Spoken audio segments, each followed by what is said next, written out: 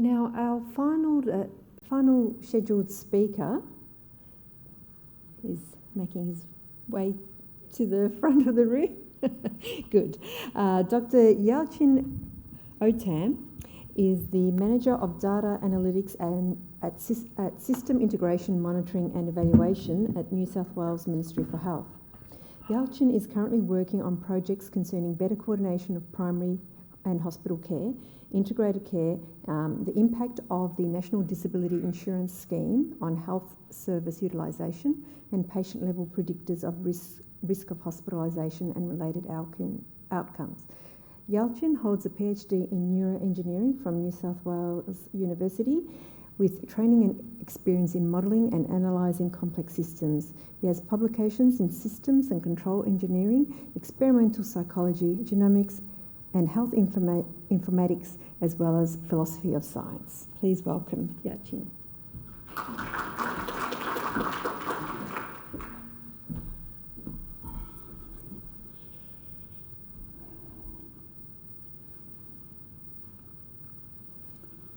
So how do I drive this thing before I get started? All right, okay.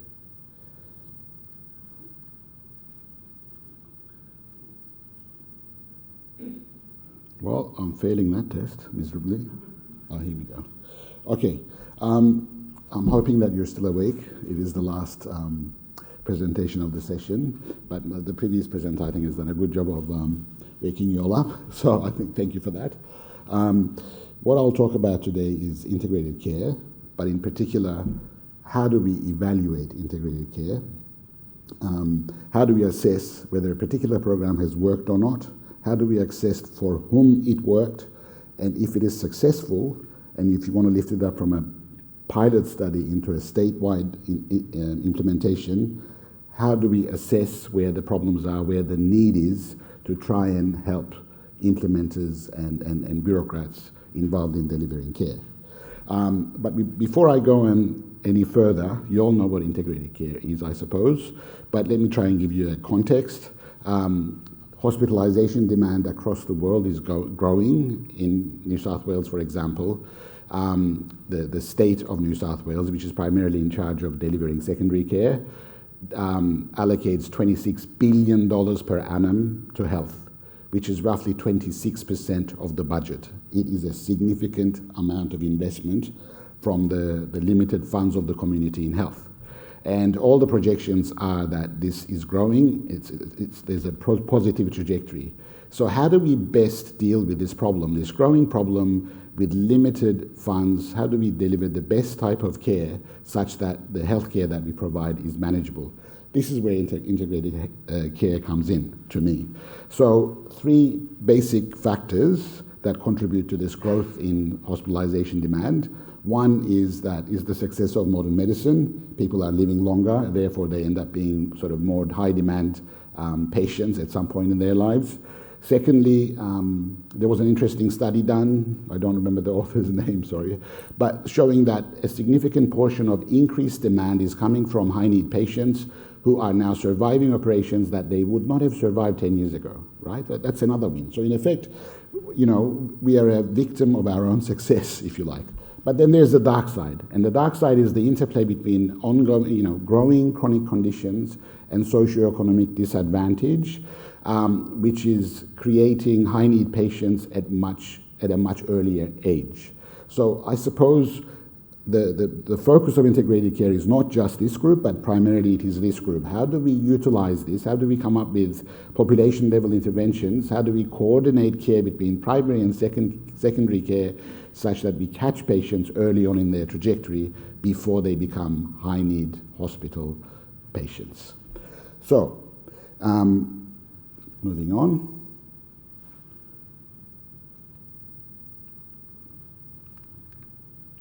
Right.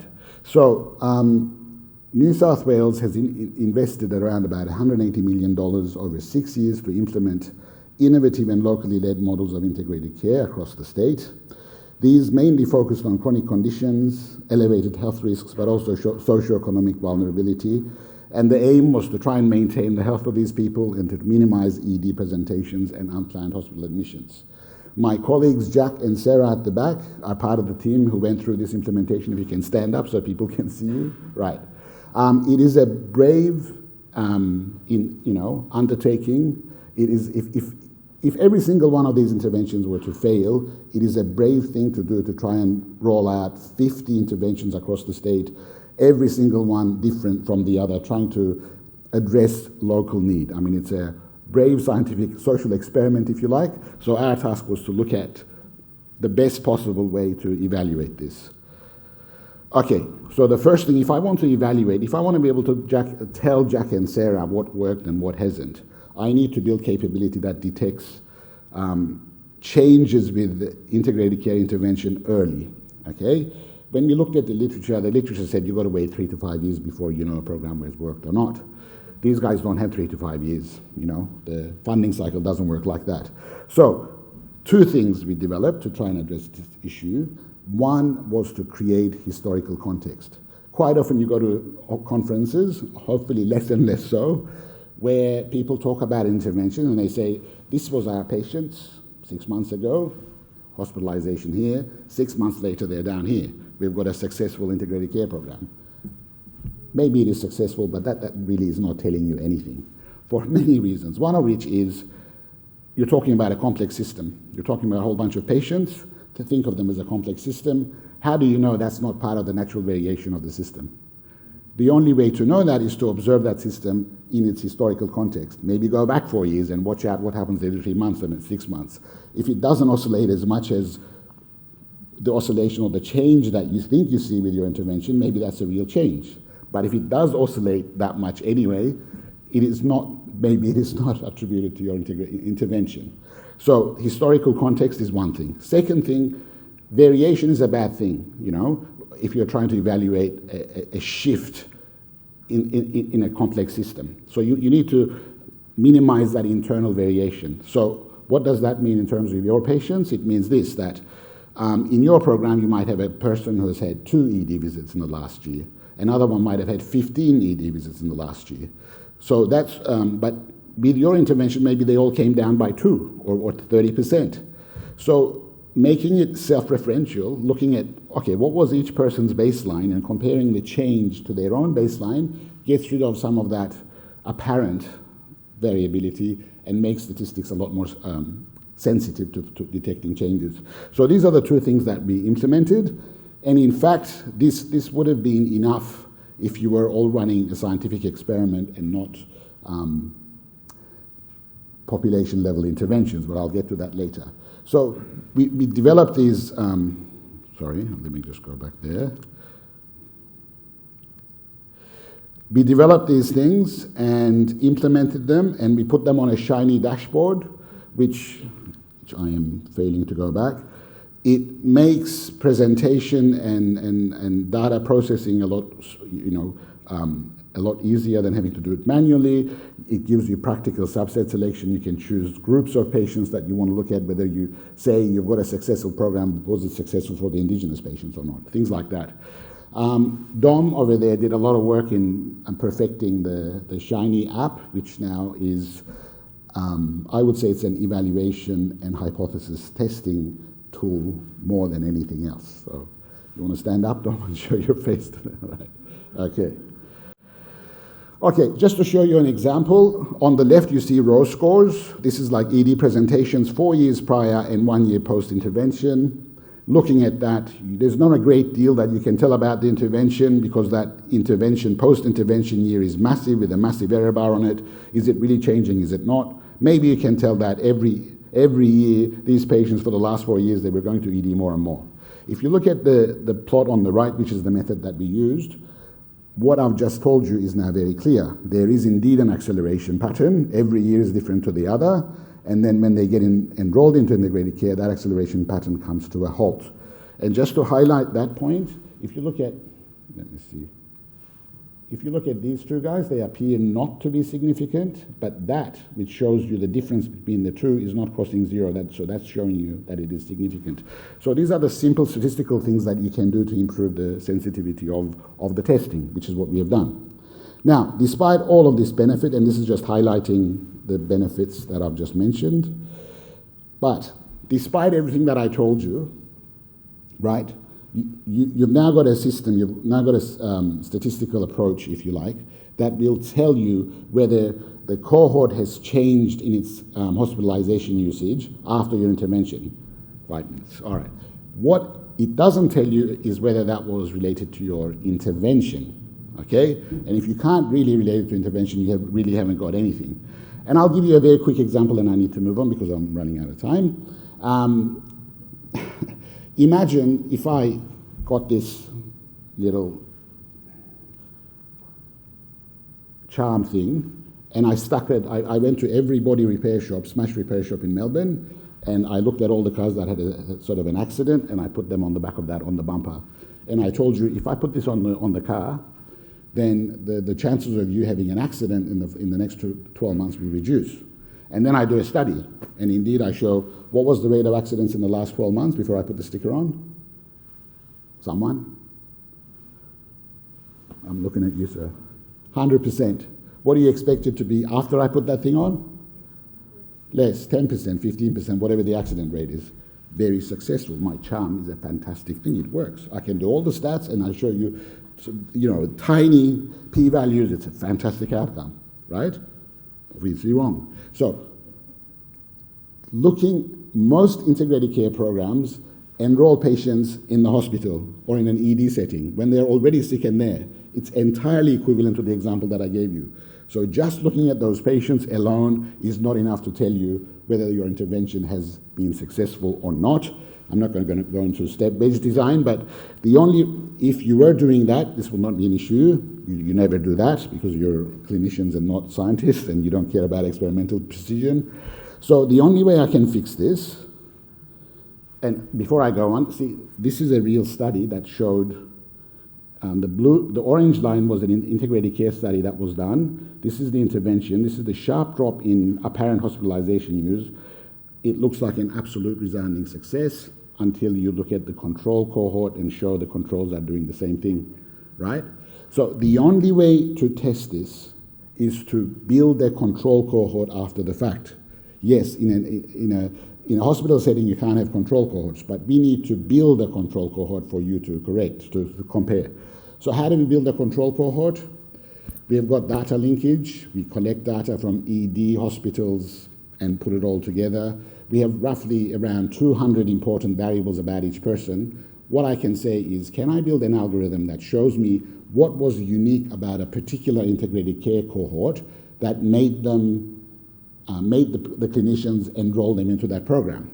So I can then build an algorithm of uniqueness for my, say, cohort of 1,000 people that are in a particular integrated care. Using the same algorithm on the rest of the state's data, I can pull another 1,000 people that are identical, that get identical scores to my patients, match 1-to-1. I mean identical. If I was to show you a plot here with straight y equals x line, right?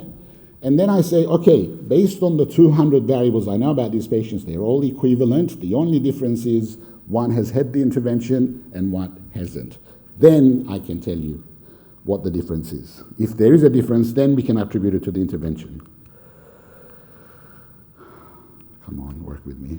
Okay, so this is how it can go wrong. This is, you do your study, your patients look as though they're dropping their presentations after, in the 2 years post-intervention, until I match a control to it and show you, I am very sorry, madam, because controls are doing exactly the same thing. So I'll talk about, if I have time, how we can avoid that situation. So, this is a real example of an intervention into diabetes patients that we have matched just the way I told you. So you can see their ED presentations in the final 4 years are identical as they should be because we matched them. And then we observe them in the next 2 years. And look at the drop. There's a 30% reduction. So this is a successful study, right? That is achieving 30% reduction in ED visits. Okay, here's the trick that I can help you with. Because I've got 200 variables across and that I can measure about individual patients, whereas the clinician might have 5 or 6, I can then subdivide the patient cohort into 2. This is the group that my algorithm says will benefit from the study, not knowing what the benefit is, just looking at this period. And that difference has gone from 30% to 40%. This is the remaining 35% that my algorithm said will not benefit from the integrated care study. no benefit, no difference between controls and patients. Okay? What does all this mean? It means that you get the same efficacy with a 35% reduction in cost. And if that doesn't get the bean counters off your back, I don't know what will. Right? Okay, so this is to show you that nothing is magic. Same cohort, they're showing a fantastic outcome for ED, but no reduction in unplanned admissions. But despite the fact that this is an outpatient treatment, there's a 30% reduction in death rate between patients and controls for that 18-year period. Control for propensity score, which, you know, reasonably it's significant, and also the Charlson score, which is a baseline indicator of likelihood of death based on comorbidity. So I would be delighted if I was the clinician in charge of this. How am I going with time, am I out? Badly. Okay. Okay, so what I've now shown you is we can tell you whether integrated care program worked. We can tell you for whom it will work. We can separate the patient cohorts, right? With that benefit, knowing what patients it'll work for, why don't I run this algorithm on the entire state and pull out information, if let's say that you were happy to implement that program across the state, I will run the algorithm, I'll show you for what patients it will work, and when you do it, you would not have that shocking, rude thing where the controls appear to have the same benefit as the, so you rule out essentially risk. So this is the risk minimized growth of a program that has been proven to be successful. I've just got one example, I'll do it in 2 minutes. So this was an ED, high ED presenter intervention program. This was the original success based on the algorithm, based on the patients that the algorithm picked. And let me just highlight, there's a 60% reduction in ED presentations. And these are patients who used to present more than 10 times a year with no admissions for the last 5 years. And we have managed to, or the implementers, the clinicians managed to bring this down 60%, right? Phenomenal success. So what else can I tell you about them? Based on Tony and Tao's work, Tony and Tao, put your hand up if you're too shy, right? Okay, so we then applied that algorithm across New South Wales. These are the populations, just look at the low ones. These are the populations that would benefit. This is a particularly small group, small but high need. If the American guy who made the comment about chronic pain and ED presentations, if you were here, he'd be impressed. But this is telling you the 15% mortality rate compared to 1.5. So these guys are 12 times more likely to die, okay? They are 6 times more likely to be Indigenous. So it's an Indigenous issue, disproportionately so. People from non-English speaking background are less likely to suffer from this. So you could say maybe the people from English speaking background are more likely to suffer from it. Okay. It's one of poverty. You can see that the bottom end, most disadvantaged people are massively overrepresented. Yeah, if anyone tells you social justice is not important, you know better. This is showing you the breakdown of where these people are in New South Wales. This is a distribution by LHDs. Now we have controlled them per population. I can also tell you that it's predominantly a regional and rural area more than urban. And this is the representation of Indigenous people. So you can see the Indigenous people make a larger proportion of that cohort. So if you're interested in culturally adjusted treatment for success, you will find that important as well. And okay, top 10 diagnoses, quickly. Alcohol and tobacco use and complications arising out of alcohol, major problem in the top 10 diagnoses.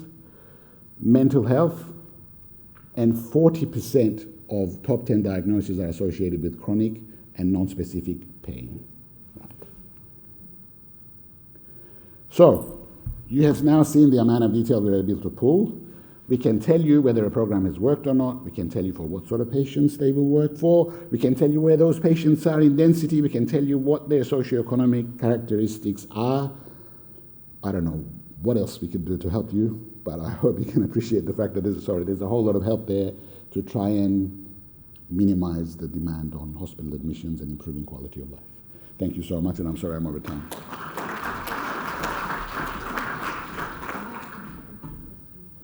Thank you. We are but if you have maybe one or two really quick questions. No? Okay. All right, please thank all our speakers today. Thank you.